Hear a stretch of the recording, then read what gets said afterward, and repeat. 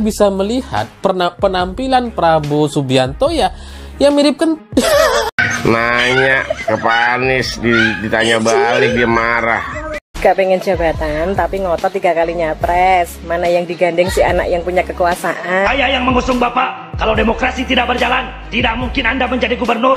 Kalau Pak Anies debat itu pasti ada yang pelintir. Karena memang dia nggak ngerti apa yang diomongin Pak Anies. Assalamualaikum warahmatullahi wabarakatuh. Gimana kabar kalian guys? Semoga kalian baik-baik aja ya. Nah, kali ini kita akan membahas isu yang lagi hangat-hangatnya, bahkan sangat menarik untuk kita bahas. Apalagi kalau bukan masalah debat capres dan cawapres. Ya, tentunya kita tahu debat perdana capres dan cawapres telah selesai. Namun, masih banyak sekali yang membahasnya, karena banyak sekali momen-momen menarik saat debat itu terjadi. Terutama saat perdebatan antara Pak Anies dengan Pak Prabowo. Suasana di Pilpres kali ini sangat berbeda dengan Pilpres sebelumnya, yang dimana masyarakat sangat antusias menyaksikan debat Pilpres kali ini.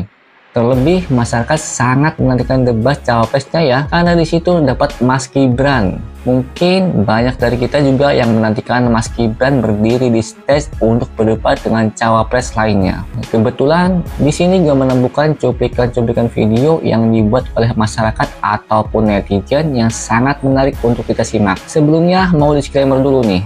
Di video ini tidak ada ajakan atau melarang kalian untuk memilih salah satu paslon. Semua ada di tangan kalian. Kalian berhak memilih siapa yang terbaik menurut kalian. Tanpa berlama-lama lagi, kita langsung simak videonya. Malam si Moy marah-marah. Nanya ke Pak Anies ditanya balik dia marah. Emosai dia. Udah gitu, yang di belakang tuh wakilnya. Apa pantas dia bangun-bangun? Ya kan? Bangun dari bangku begini. Lah kagak pantas pisan. Kalau menurut gue sih nggak pantas dia. Kalau seorang wakil presiden seperti itu, emang dia supporter bola. Gak pengen jabatan tapi ngotot 3 kali nyapres. Mana yang digandeng si anak yang punya kekuasaan. Jadi niat banget untuk menang walau ngangkangin UU. Itu yang pertama Pak Gemoy. Yang kedua, emosinya Pak Gemoy meledak-meledak. Nah, ketika orang bicara pakai emosi meledak, itu tandanya pengendalian dirinya minus. Ujung-ujungnya nanti yang ada berantem, bukan nyelesain masalah. Halo Pak, baru disenggol 1 orang yakni Pak Anies kok udah meledak. Gimana nanti Anda jadi pemimpin yang meladeni 270 juta rakyat loh. Meledak gak tuh emosinya? Kalau Pak Anies debat itu pasti ada yang pelintir. Karena memang dia nggak ngerti apa yang diomongin Pak Anies.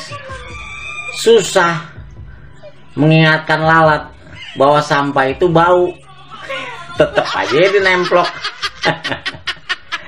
Jadi harusnya memang Pak Anies tuh kalau debat obrolannya jangan yang tinggi dah. Kagak ngerti dia. Bener kata RK. Paham kan yang dimaksud RK? Iya, kita sebagai pendukung Anies mah paham apa yang diomongin Pak Anies, tapi kan digorengnya lain. Ya enggak? Makanya memang benar ya, kalau kebanyakan orang dikasih makan gratis emang pelo.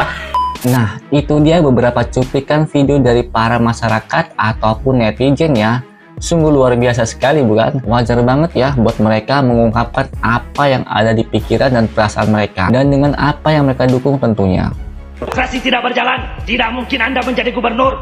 Kalau Jokowi diktator, tidak mungkin Anda menjadi gubernur. Dielak saja oleh Pak Anies saudara-saudara dengan mengatakan oposisi itu penting dan sama-sama terhormat. Namun sayangnya tidak semua orang tahan menjadi oposisi, dan pelatih pun tidak terlihat di layar kaca saudara-saudara.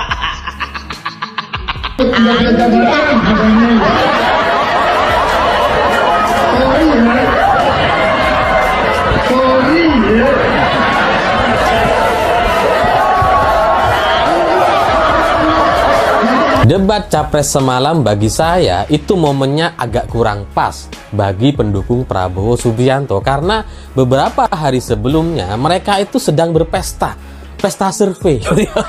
Mereka lagi bahagia-bahagianya, keluar-keluar di mana-mana gitu ya, yakin bahwa bisa menang satu putaran dan sebagainya. tiba-tiba debat. Ini kan kayak ngerusak suasana gitu. Ibarat orang lagi makan, lagi hampir kenyang gitu ya, udah makan banyak gitu ya, ada yang kentut. Ya karena dari debat capres semalam kita bisa melihat penampilan Prabowo Subianto ya mirip kentut. Ibaratnya tuh mengganggu suasana gitu. Ketika para pendukungnya lagi yakin-yakinnya, lagi optimis luar biasa, malah ditunjukkan penampilan Prabowo yang sangat-sangat memalukan. Karena dari semalam sampai sekarang para pendukung Prabowo yang biasanya keluar sehari posting 10 kali posting apapun lah gitu ya terkait lembaga survei dengan angka-angkanya gitu, dari semalam di debat capres sampai hari ini siang ini itu kayak nggak ada orang yang berani komentar gitu ya. Postingan-postingannya yang biasanya sangat-sangat ngejekin atau sangat-sangat percaya diri sekarang jadi lebih bijaksana, saling menasehati untuk tidak menyerang dan sebagainya. Dan saya tahu banyak pendukung Prabowo sangat-sangat malu ketika melihat penampilan Prabowo di debat semalam. Karena biasanya mereka yang heboh sekali itu mendadak senyap karena jadi nggak tahu mau ngapain. Karena mereka nampaknya juga mengakui bahwa penampilan Prabowo di debat capres semalam itu cukup memalukan. Nah, itu dia guys, cuplikan video dari para masyarakat atau para netizen-netizen yang sangat luar biasa sekali tentunya. Mungkin gitu aja video kali ini. Semoga di Pilpres tahun depan kita bisa mendapatkan pemimpin yang kita impikan. Ingat, gunakan hak suara kalian dengan sebaik-baiknya. Dan sampai jumpa di video selanjutnya.